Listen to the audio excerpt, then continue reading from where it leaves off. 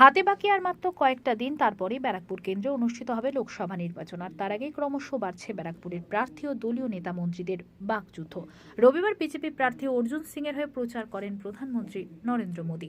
তারপরের দিন পলতায় তৃণমূল প্রার্থী পার্থ ভৌমিকের হয়ে জনসভা করেন মুখ্যমন্ত্রী মমতা বন্দ্যোপাধ্যায়। প্রধানমন্ত্রী ব্যারাকপুরে জনসভা করে 5টা গ্যারেন্টি বঙ্গালাকে দিয়ে গেছেন। সেই গ্যারেন্টির কটাক্ষ করে মুখ্যমন্ত্রী মমতা বন্দ্যোপাধ্যায় প্রধানমন্ত্রীর গ্যারেন্টি 420 বলে কটাক্ষ করে যান।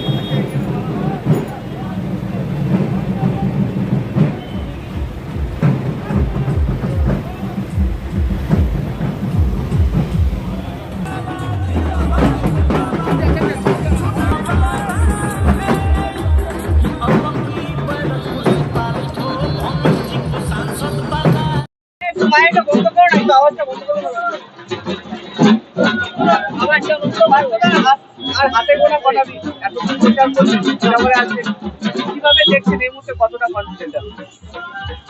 মানুষকে আমি কনফিডেন্ট দেখছি। গুন্ডারাজের বিরুদ্ধে মানুষের লড়াই নিজের চোখে প্রত্যক্ষ করছি। দাদা, সন্দেশখালী যে পরিস্থিতি, বিজেপি অভিযোগ করছে যে এটা তৃণমূল কংগ্রেসের ব্যর্থতা, তৃণমূল কংগ্রেস সবসময় আসতে পারছে। হ্যাঁ, সন্দেশখালীতে কালকেও যে ঘটনা ঘটেছে সেটা নিয়ে বিজেপির তরফ থেকে বলা হচ্ছে যে তৃণমূল কংগ্রেস সরকারে আছে, তৃণমূল কংগ্রেস কন্ট্রোলে আনতে পারছে না কেন, এটা তৃণমূল কংগ্রেসের ব্যর্থতা। আমি দেখুন ব্যারাকপুরের বাইরে না, আমি অন্য কোনো ঘটনা সম্পর্কে আমার মাথায় নেই, আমি জানি না। এই যে অর্জুন সিং, কালকে মমতা বন্দ্যোপাধ্যায় অর্জুন সিং এর নাম না করে ভয়ঙ্কর বলেছে। অর্জুন সিং বলছেন যে আমার তাহলে কতটা গুরুত্ব যে মমতা বন্দ্যোপাধ্যায়ের আমার নাম নিতে হচ্ছে, আমাকে ভয়ঙ্কর বলতে। নাম বলেনি, বলেছে একবারের জন্য নাম উচ্চারণ করেনি। গুন্ডারাজের বিরুদ্ধে মমতা ব্যানার্জি বলেছে, আর গুন্ডারাজ এবার ব্যারাকপুরের মানুষ ঠিক করে। তাহলে কি নিজেই গায়ে মারছে? নিজেই গায়ে মারছে। গুন্ডা তো কেউ, ঠাকুর ঘরে কে, আমি তো কলা খাইনি, কে গুন্ডা সে নিজেই প্রমাণ করে দিচ্ছে।